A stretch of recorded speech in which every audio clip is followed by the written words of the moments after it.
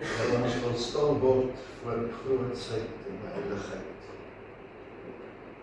Wat 'n voorreg om in die tempelpoort te kom staan. Wat 'n voorreg om toegang te hê tot die allerheiligste, tot Uself.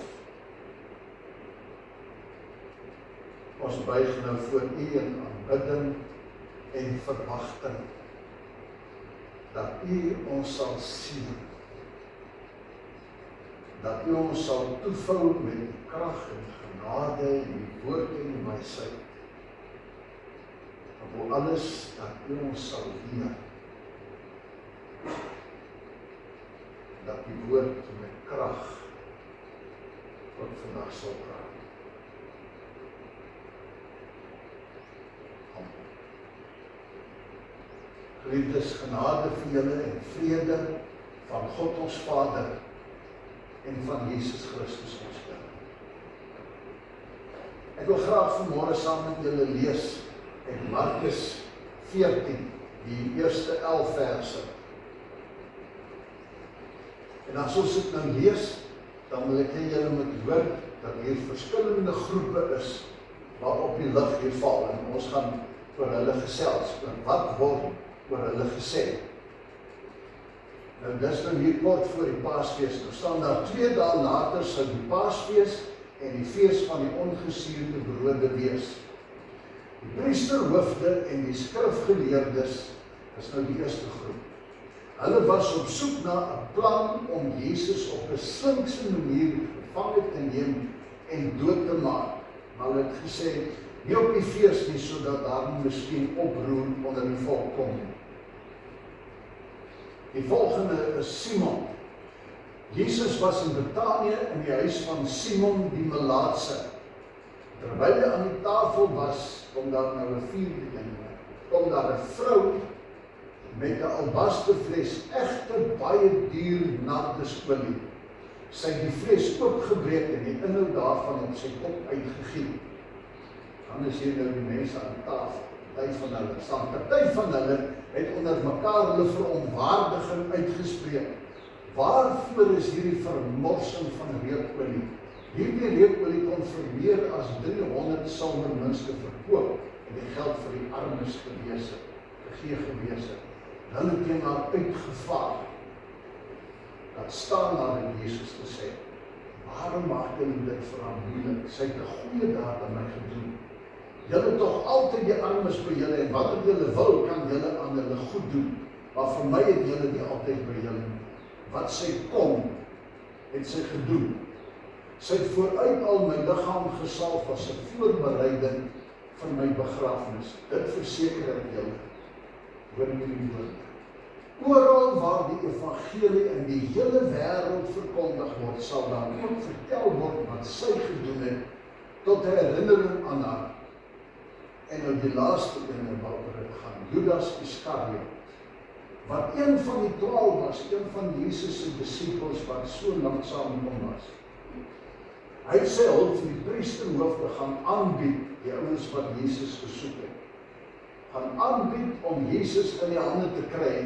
Toe hulle dit hoor, was hulle baie bly en hulle het beloof om hom daarvoor te betaal. Hy het toe na 'n plan gesoek om hom by 'n geskikte geleentheid te verraai. Kom ons sit net so dat ons sal. Hemelse Vader, soms sien ons, kyk ons maar sien nie en ons hoor, maar dit dring tot ons deur.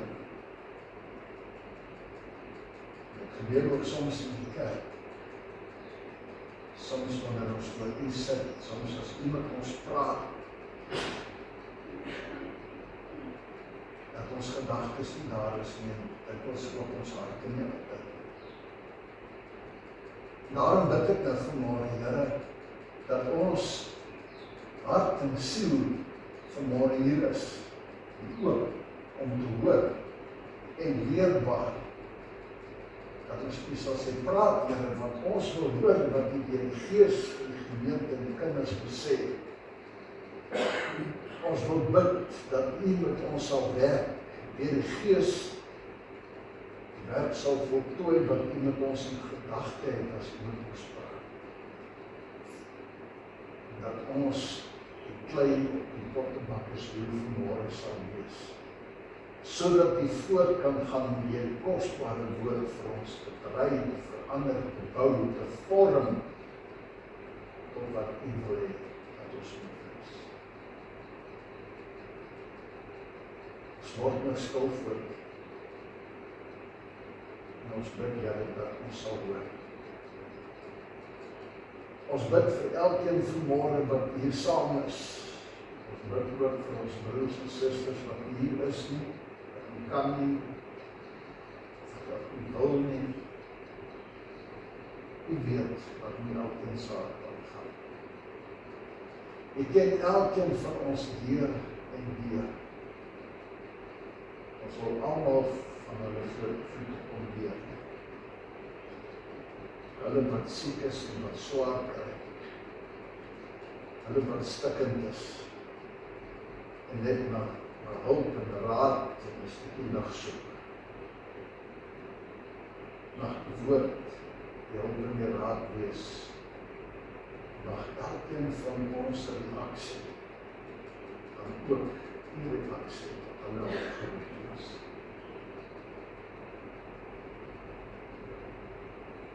Daarom is ons stil voor. Mag ons hoor. Mag die Gees kragtig werk tot eer en verheerliking van die naam, met die krag en uitbreiding van die koninkryk hier in Kaapstad. Amen.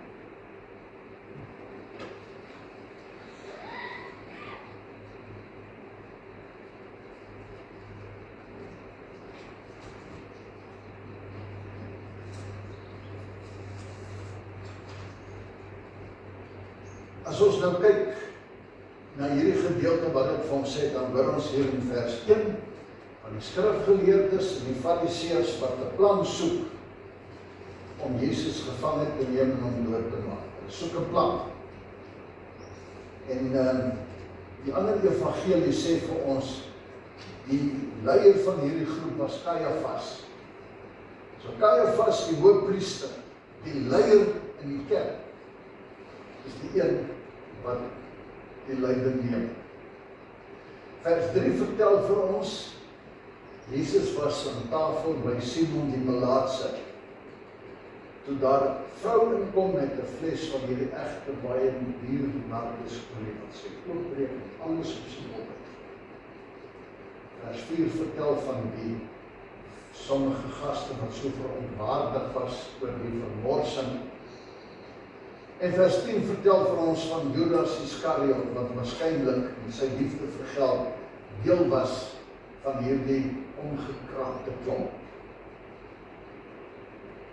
Die een wat so lank by Jesus was, en wie se by Jesus maar 30 silwerstukke werd was. Waarvoor sal hierdie mense onthou word? Hoe onthou ons hulle as ons oor hulle dink? Kajafas, godsdienstige leier, 'n man met mag, 'n man wie se posisie en wie se mag vir hom iets groots gemaak in sy eie oë, wat nie kan verdra dat hierdie Jesus vir hulle wil kom uitwys vir die mense as 'n klomp bedrieërs, wit gepleisterde grafteen. 'n skynheilige wat in die geheim agteraf enige iets sou doen om te probeer om hierdie man wat die lig op hom en sy skynheilige val in die weg te ry. Dit is hy wat eintlik in die eerste plek vir Jesus se dood verantwoordelik was. Die kerklike leier, die een met die grootste mag van sy tyd. Dan is daar Simon, die man wat vir Jesus se ete gegee het. Ons weet nie wie hy was nie. Dalk was dit die Melaatse, een van hulle wat gesond geword het, en wat gesien het, dankbaar vir die Here kom eer gee het, en dan as hy hierdie wonderlike iets ervaar, dan besluit hy om 'n klompie van sy vriende te nooi. Jesus vir 'n ete om hulle bekend te stel. Dis die man wat so verliefde genade het. Dis die man wat gekom het om dinge te verander. Uit sy huis uit word daar vir Jesus 'n fees gehou. Hy maak sy huis vir Jesus oop.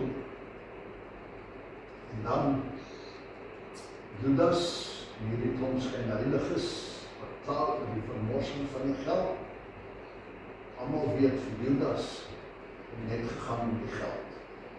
Judas was die een wat die beurs gedra het. Judas was die een wat Jesus vir 30 silwerstukke koop het. Nou daar word gesê, dagloner, gewone dagloner, sy betaling per dag was so 1 silwermuntstuk. Met ander woorde, vir 'n maand se salaris verkoop hy Jesus.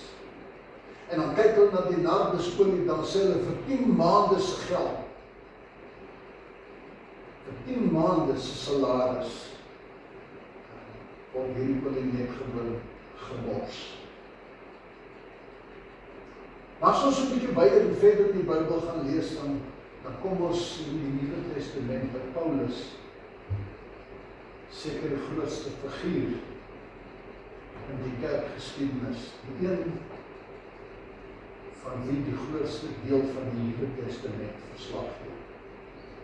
Die een wat deur Jesus se liefde en genade omgedop is, wat so skoude vas, vol van homself en hooghartig omgegaan het, die een wat die naam gehad het, dat hy hierdie sekte, soos wat hulle dit beskou het, so uitroei. Dan stop die Here hom en sê vir hom, waarom vervolg jy my? En hierdie geweldige ontdekking, dat God hom kon vernietig het, maar dat God genade betoon. En hy dankbaarheid vir die res van sy lewe gaan hy word die gestuurde om oor die destyds bekende wêreld, die kerk van die Here en die evangelie te gaan verkondig, om vir ander mense wat in hierdie dwaasheid vasgevang is te kom sê, Jesus is die gestuurde van God, die goeie nuus, dinge kan verander. Ons kan deur sy genade by sy heerlikheid uitkom. En dan lees ek nou die dag wat iemand die verhaal vertel van Alfred Nobel. Ek weet nie hoeveel julle ken sy verhaal nie. Hulle sê op 'n dag, een oggend lees hy in die koerant 'n voorbeeldberig. Alfred Nobel, bekende fisikus, 'n wetenskaplike, is gister tragies oorlede. En hy sal onthou word as die ontdekker en ontwikkelaar van dynamiet, wat duisende mense se lewens vernietig het en steeds nog sal vernietig.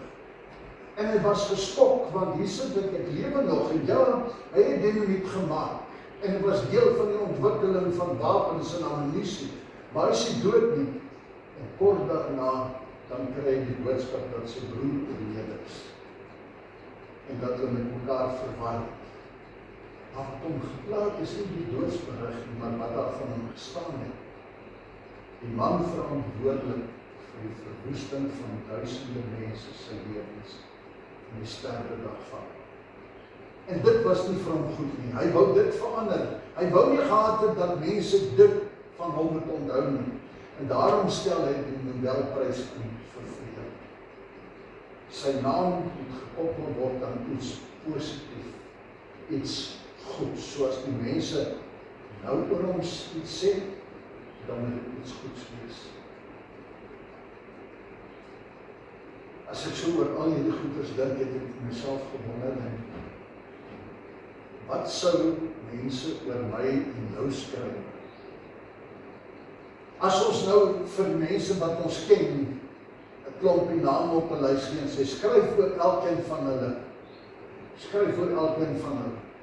Van mekaar die briefies kom sê, skryf dit in die geheim vir jou naam by te sit, nie almal wat jy hier sien. Skryf oor hulle, wat sal jy van hulle onthou? Wat staan uit? Dan sal wanneer ons so Mense rondom ons se lysies, sal ons 'n klomp goed sien. Ek sal dit lees. Jong sy was 'n skinderbek en skyn heilig net soos wat 'n man. Hy was nogal 'n redelike vermoënde man, maar hy was aanhalig. Of weet jy, hierdie vrou het 'n hart van goud gehad. Sy was altyd daar, regte dienende Martha. Sy man Karel was heeltemal te veel van homself gedink. Ja, en sy vrou het al ewig geloop en kritiseer. Haar man, die kinders, die hele wêreld, niks was ooit genoeg. Dalk het hulle twee so mooi na hulle kinders gekyk. Hulle het alles vir hulle opgeoffer. Kinders, kerk en sonderskool gehad, jy weet. Sy het haar huis in liefde versorg. Daar's nou iemand met integriteit. Sy woord is sy woord. Weet nou Saartjie, jy kon haar vertrou. Sy was reg. Hierdie ouens was gerespekteerde mense in die samelewing. Hulle wat oral op die raad gedien, in die skool en gekyk wat in 'n as op kerkraad. So kan ons aangaan. Baie goed wat geskryf word, wanneer mense oor mense gaan dink, en wanneer ons oor mekaar gaan dink. Weet jy, ek kry soms nifluis as ek oor twee spesifieke goed terugdink. In my eerste jaar as predikant in my eerste gemeente in Rustenburg Wes, sit ek in die gedeelte wat ek daar gehad het by die platinemyne. Groot tekort aan kerkraadslede. As die platineprys opgaan, dan trek die ouens in. As die prys val, dan sien jy trek die straat leeg en verskillende niks. Daardie jaar in 7 maande wat ek daar was daar 3 keer so intrek en uittrek, en dan is jou kerkraadslede weg, en die vreemdelings. En ek gaan met een van die ouens toe wat die hele rukkie daar is, en ek vraag vir hom, jy wil nie daar beskikbaar wees vir my een as ja kan. En ek kyk my so en sê vir my bloem, raai ouderling vir my daar loop. Daar is nie manier. Sondags ek in die kerk is, dan sit ek op die galery, sodat ek nie die ouderlingsbanke kan raak sien nie, want daai man, as ons maandag kyk sak, dan sien jy die grootste vat wat ek in my lewe ontmoet het. Ek wil hom nie eens sien. Sy kyk. Dit is jammer. Ek kon dit nie glo. Dit is my eerste kennismaking in die kerk. En ek kon nie dink dat hierdie ons het goed sê nie. 'n klompie jare daarna ook Rolser vra eendag vir die finale jaar, so 12 kinders in die klas. En ek sê vir hulle, hoorie, ons praat ook oor wat is 'n Christen? Dit gaan oor wat dink mense oor ons. Sê vir my, noem vir my 'n paar name, 'n paar name van iemand hier in die gemeente wat julle sou sê wat 'n kind van die Here is. En hoekom dink julle so?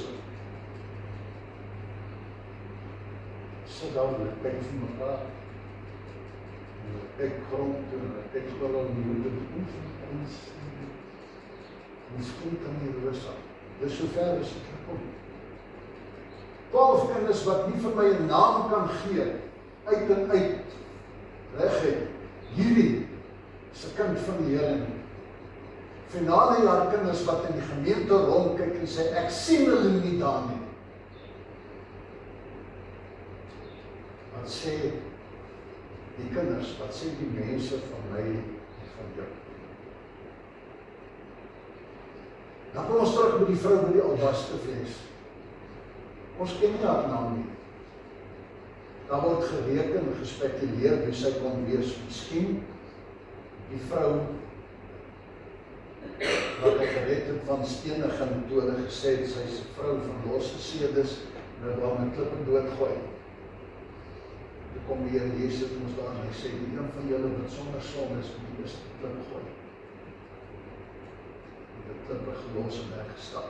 Miskien was dit hierdie vrou, ons weet nie. Maar wat ons wel weet, wat is dat hierdie vrou na Jesus toe gekom het. en dat die Here Jesus oor haar gesê het, oral waar die evangelie in die hele wêreld verkondig word, sal daar ook vertel word wat sy gedoen het tot herinnering van haar. Miskien kan jou man, jou vrou, jou gesin, jou vriend die mooiste goed oor my en jou sê. Maar die belangrikste van alles is, wat sê Jesus van my en jou? Dis wat sê. Wat sê Jesus van ons? Dit maak nie saak wat ons doen, dat mense sê soos Alfred Nobel probeer. Die vraag is, wat sê die Here van ons? Dat ons weet ons wat hy van ons verwag. Ons weet dit gaan oor wat maak ons met hom, wat by hom tel is die dinge wat in liefde vir hom gedoen is. Sy kom dankie sê vir wat hy vir haar beteken het. Jesus sê, wat sy kon doen, het sy gedoen. Die beste wat sy kon doen, wat sy gehad het. Waarskynlik stap sy huis toe en sy wonder, hoe kan ek ooit vir hom regtig dankie sê? En sy by die huis kom, dan sien sy hierdie albaster vlees. En sy besef, dis iets kosbaar, dis die beste wat sy het, sy besluit om dit te vat. Hierdie kosbare reukolie. En sy stap daar in hierdie huis in, waar sy niks te maak het nie, 'n privaat huis met 'n fees, ete, en sy stap net gewoon daarin, daar waar hulle by die tafel is, en sy breek die fles, en gooi alles aan op. Onkeerbaar, dankbaar, dienend, die beste sê Jesus, wat sy kon, dit het sy gedoen.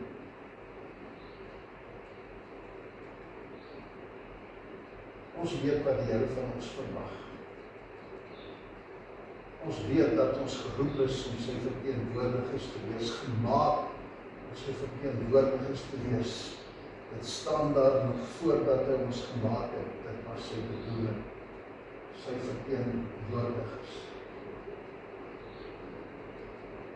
En ons word uitgestuur in hierdie wêreld om lig en sout en suurdeeg te wees. Nie net iets positiefs in ons naam soos die Nobelprys vir vrede nie. Want die Here vra meer, die Here vra my lewe in ruil vir wat hy vir ons gegee het. Sy lewe, sy redding, sy nuwe kans, sy heerlikheid, die ewige lewe. Sondag vir Sondag hoor ons die Here se woorde. Wanneer ek my Bybel lees, dan wil ek dit weet. En ek weet wat hy verwag. En op grond daarvan is die vraag, wat sou hy vandag oor my en jou sê? As hy kyk na ons reaksie op al die liefde en genade. Wat sou hy van my en jou sê?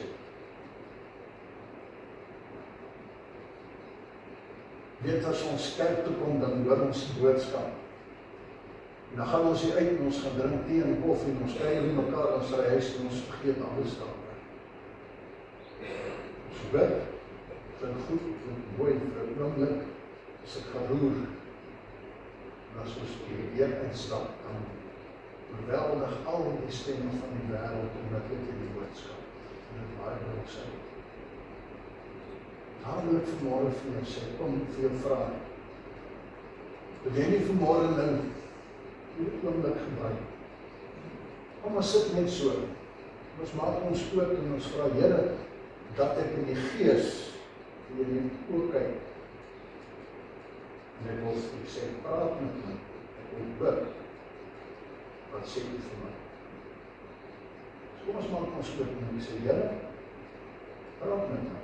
Wat sê u vir my, as u na my kyk?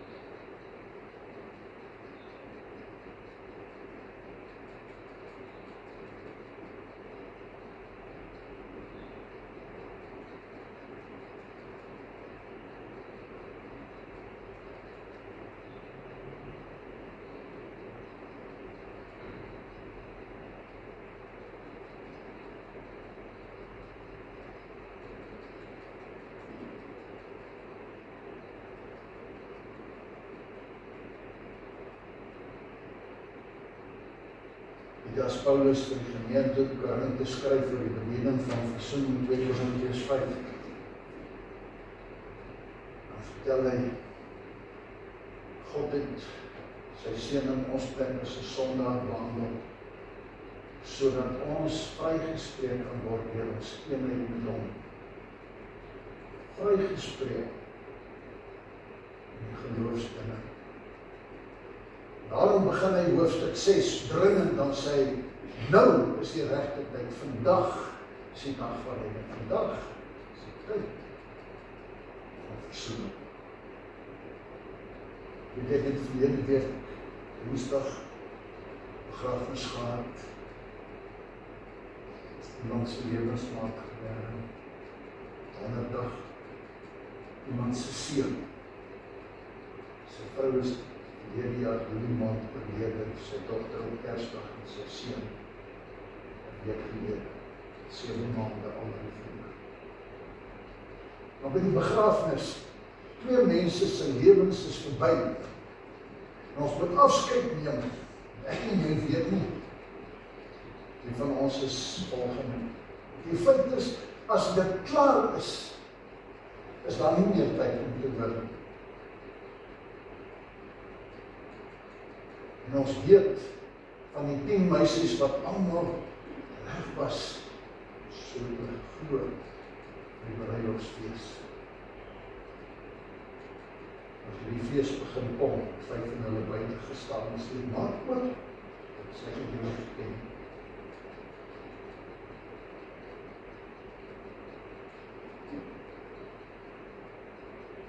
As ek en jy gehoor het wat die Here sê, dan moet ons daarop reageer. En ek vra dit net 'n oomblik sy gehoor het, wat jy van die Here sê, wil jy nie nou sê. Dis 'n gesprek wat jy nou kan begin, net in 'n paar woorde, wat 'n gesprek wat ek en jy as ons by die huis kom, hierdie week gaan klaarmaak. Dat ons moet gaan antwoord op wat hy sê, gaan reageer.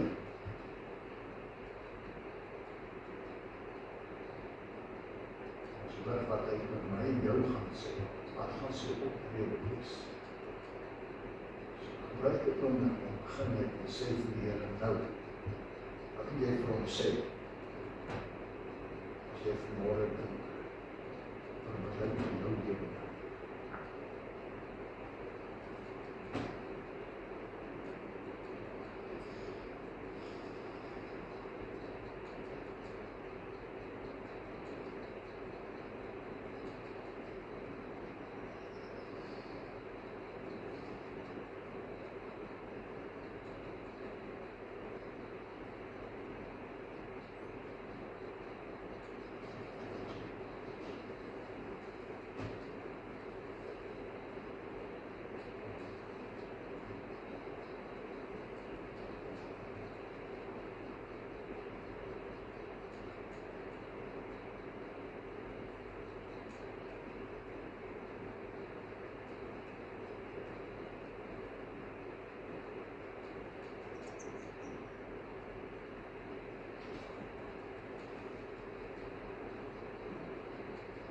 My verhaal en wat die Here Jesus oor my dink, sou sê, kan verander, moet verander, en kan nou verander, kan nou begin, as ek en jy gewillig is. Daaroor het die Here Jesus gekom, hy is gestuur, om in ons wêreld te kom werk, sodat my en jou storie kan verander. Nie soos wat Alfred Nobel wil gehad het, wat mense sou sê, maar sodat kan verander wat Jesus oor my en jou dink. En is daarom wat ek vir jou moet omvra, wil jy nie maar volgende toelaat, dat die Here Jesus jou storie verander, jou storie en my storie kan verander, wanneer ons die kruis verby loop. So kom ons kyk weer na hierdie video en ons vra Here, maak my een wat voor U gaan verbyloop vanmôre. Ek begeerte dat dit ook met my sal gebeur.